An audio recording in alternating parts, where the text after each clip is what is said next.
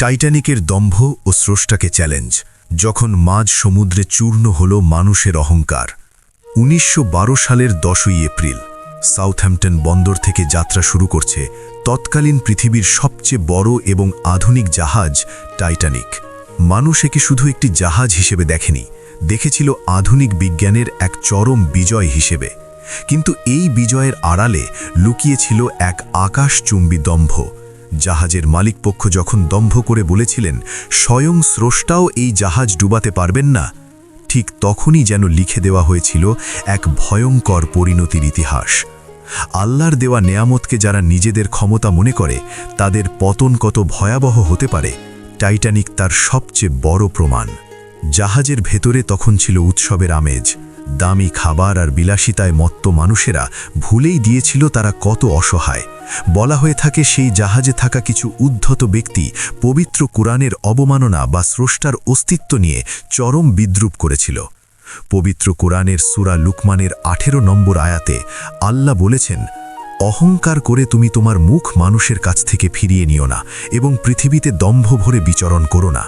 কিন্তু টাইটানিকের মালিকরা ভেবেছিলেন তাদের লোহার দেওয়াল আল্লাহর হুকুমকেও আটকে দেবে। তারা জানতেন না যে সমুদ্রের ওপর তারা দাঁড়িয়ে দম্ভ করছেন, সেই সমুদ্রই হতে যাচ্ছে তাদের শেষ ঠিকানা।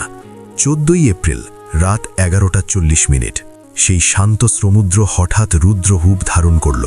একটি বরফখণ্ড বা আইসবার্গ নিমিষেই চিরে ফেলল টাইটানিকের অহংকার।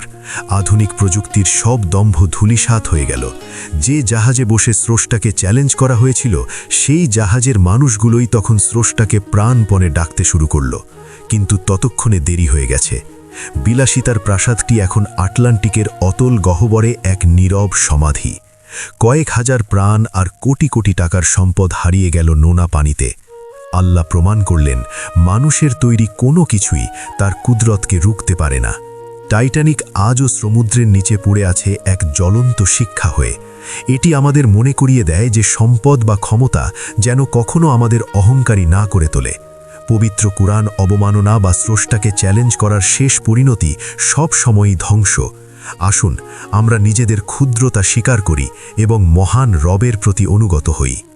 বন্ধুরা, আজকের এই ভিডিওটি যদি আপনার হৃদয়ে বিন্দুমাত্র নাড়া দিয়ে থাকে, তবে দয়া করে ভিডিওটি শেয়ার করে অন্যদের সতর্ক হওয়ার সুযোগ দিন।